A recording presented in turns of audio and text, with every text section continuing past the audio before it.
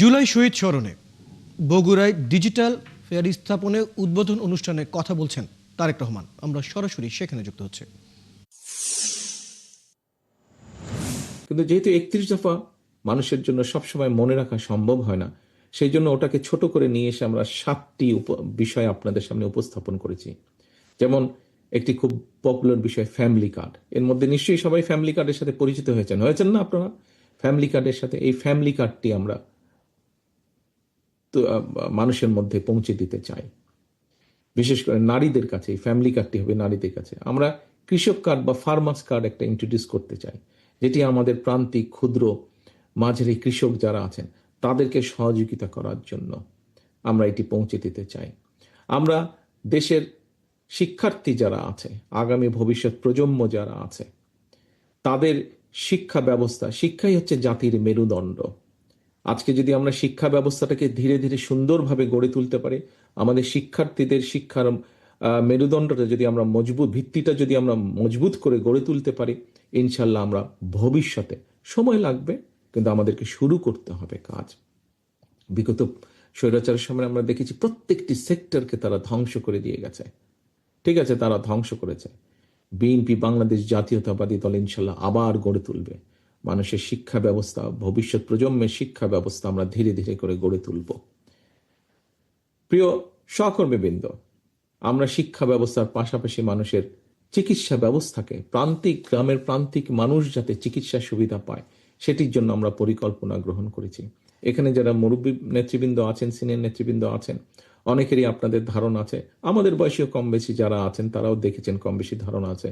শহীদ রাষ্ট্রপতি জিয়া রহমানের সময় পল্লী চিকিৎসক নামে একদল চিকিৎসক ছিলেন, যারা গ্রামে গিয়ে গিয়ে গ্রামের মানুষকে চিকিৎসা, বেসিক চিকিৎসা সুবিধাটা যারা দিতেন, ফলে অনেক মানুষকে তখন ঘরে বসেই সুস্থতা লাভ করতেন, হাসপাতালে আসার প্রয়োজন হতো না।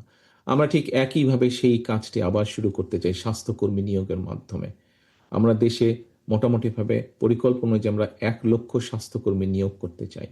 এই স্বাস্থ্যকর্মী নিয়োগ করে একদিকে যেরকম কর্মসংস্থান হবে, আবার একইভাবে আমরা নারীদের কর্মসংস্থানের ব্যবস্থা করতে চাই। ১,০০,০০০-এর মধ্যে অন্তত ৮০-৮৫% আমরা নারী স্বাস্থ্যকর্মী নিয়োগ করতে চাই। প্রিয় সহকর্মীবৃন্দ, শুধু এখানেই আমরা কর্মসংস্থানের ব্যবস্থা করতে চাই না। আজকে আমাদের যেই অনুষ্ঠানটি, যেই কারণে আমরা এখানে সকলে একত্রিত হয়েছি, যে এই যে ডিজিটাল স্মৃতিস্তম্ভ, এই প্ল্যাটফর্মটিকে ব্যবহার করে যেমন অনেক মানুষ উপকৃত হবেন, ঠিক একইভাবে আমরা আগামী দিনে ইনশাল্লাহ দেশে যুব সমাজের জন্য আমরা যাতে তারা দেশের ভেতরে হোক, দেশের বাইরে হোক, কর্মসংস্থানের ব্যবস্থা করতে পারে, তার জন্য আমরা বিভিন্ন পদক্ষেপ গ্রহণ করব ইনশাল্লাহ। যেমন আমাদের ভোকেশনাল ইনস্টিটিউটগুলো মডার্নাইজ করার মাধ্যমে আমরা এখানে বিভিন্ন রকম আরো নতুন সাবজেক্ট ইন্ট্রোডিউস করব। যেই সাবজেক্টগুলো আমাদের প্রয়োজন নেই সেগুলোকে আমরা বাদ দিয়ে দেব। আমাদের দেশের মানুষ পৃথিবীর যে সকল দেশগুলোতে সাধারণত যায়, ইউরোপের কোথায় কোথায় কি কি কর্মসংস্থানের ব্যবস্থা আছে, জাপানে কি কি কর্মসংস্থানের ব্যবস্থা আছে, মধ্যপ্রাচ্যে কি কি কর্মসংস্থানের ব্যবস্থা আছে। আমরা শুনেছি যে চীনে অনেক জনসংখ্যা, কিন্তু এই মুহূর্তে চীনেও আস্তে আস্তে তাদের শ্রমিক প্রয়োজন এবং দক্ষ শ্রমিক প্রয়োজন। কিভাবে আমরা চীনে শ্রমিক পাঠাবো, কিভাবে ইউরোপে পাঠাবো আমাদের মানুষদেরকে, কিন্তু শুধু শুধু পাঠাবো না, আমরা তাদেরকে ভাষা শিক্ষা দেব, তাদেরকে বিভিন্ন প্রকার ট্রেনিং আমরা দেব, যে যেই কাজটি সে গিয়ে ওখানে সহজে যাতে সে চাকরি পেতে পারে। আমরা এইভাবে পুরো পরিকল্পনা সাজাচ্ছি। প্রিয় সহকর্মীবৃন্দ, বিশেষ করে তরুণ সমাজের যে সদস্য এখানে আপনারা যারা বসে আছেন, আজকের এই ডিজিটাল স্মৃতিস্তম্ভের সাথে আরেকটি এক্সাম্পল আমরা বলি। আপনাদের মধ্যে এখানে নিশ্চয়ই অনেকে আছেন যারা যেই কাজগুলো আমি বলেছি ডিজিটাল প্ল্যাটফর্মে যারা কাজগুলো করেন।